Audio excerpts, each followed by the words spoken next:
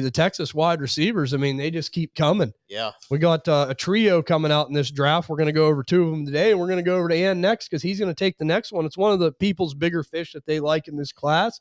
We'll see what we all think of them. But, and it's going to be Adonai Mitchell, wide receiver, Texas Longhorns, junior, 6'4", 196 pounds. What'd you think of Mitchell?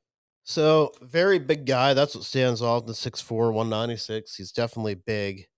Some of the pros, I do love his size. He has really strong hands, only one drop. He's fast, but more of that. I don't want to say fast because he's not fast. He's got the long stride because he's so big. People are saying he's going to run a 4.4. I think it's more 4.5. Yeah. I would be very surprised. Mm-hmm. He uses his frame to his advantage pretty well. Cons, 1 year of production.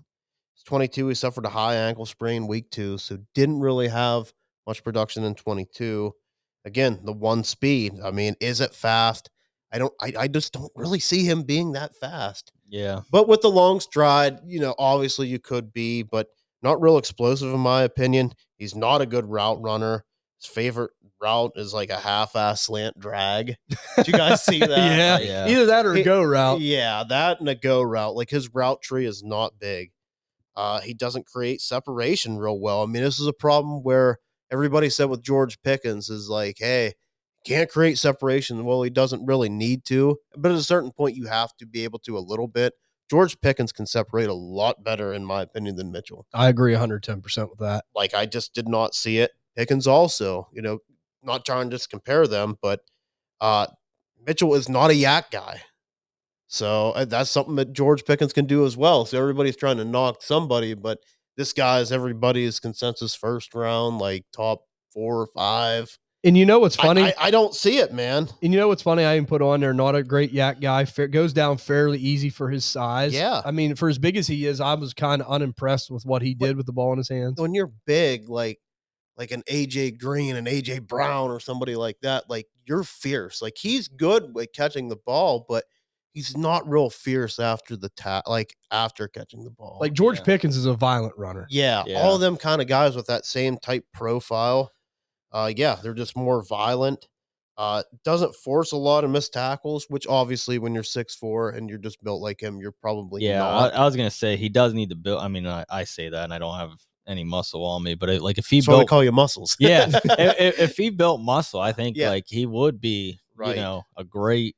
And he was also a transfer out of Georgia, which we that's not a knock. That's not a knock. Right. But he did go to move to Texas here. I thought he got a little handsy on some of his routes as well. I was just going to say that. He got real handsy at times. For a big guy, it seemed like little corners bothered him. Like, I don't know, like how gnats get in your face. Like, you could tell you got under his skin. It reminds me of Bad Boys. It's a gnat, this bugging the fuck out of me. That's it. What they need to do for Adonai Mitchell is get him a bug zapper because honestly, man, he needs to focus. Like it bothers him. And I'll tell you, he does struggle against press. Yeah. That's another thing. Yeah, and he's just an okay contested catch guy, in my opinion. Yeah, he's not a great one. He's not a great one. So if you're not creating separation and you're not a real elite contested catch guy, I think you're going to have some struggles because it ain't going to get any easier in the NFL. Yeah. I think he's a player that's going to disappoint a lot of people. Yeah. I have him 7th on my list out of these 11 guys. Yeah, we're right on the same page. I have him 7th as well. And there's a lot of people that it seems like from what I could tell, the community, there's some people that really like him. There's some people that are kind of in board with us. I wonder if people truly watch the tape. Yes, because I'm not knocking anybody because you see something different. Everybody's eyes can be different. Right. But when I watched the tape, so first off, I do the height and weight. I see how big. I'm like, oh, he's a big guy. I love big receivers. Right. I was so freaking disappointed. Yeah. So disappointed. So I don't know if people just find somebody or look at the size and just say, I'm in.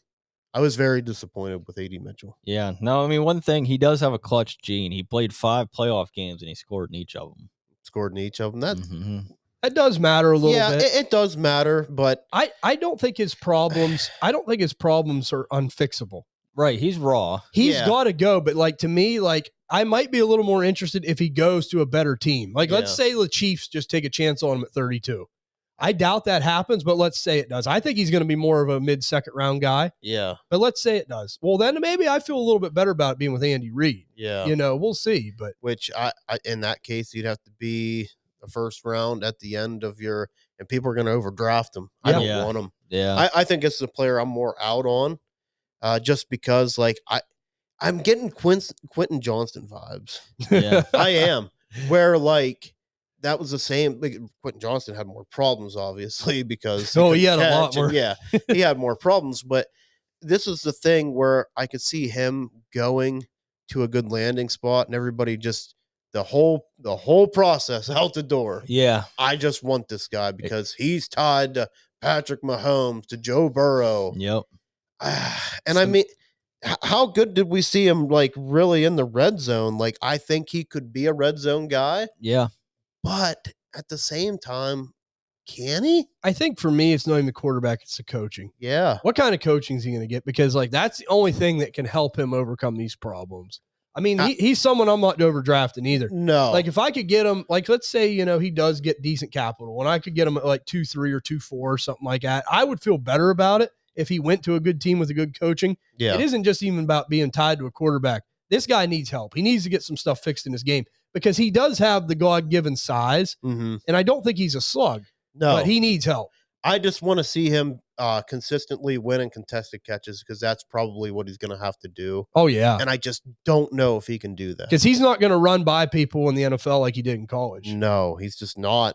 He's not that fast. If he does run 4.5s, I think that's what he'll run. And I don't think it's horrible. Mhm. Right. He comes out and runs like a 4.6. Oh, yeah. Sure. And I mean, like, I'm not saying it's going to happen, but people have bad 40s, and it could happen for him. But I'm like you. I think 4 or 5s, but I'm going to guess like 4.54, something like that. Yeah, something in that range. I'm leaning more out. I think the community's a bit higher than me on him. Yeah, I'm not super interested either. As me and you have him in the same ranking spot on this list.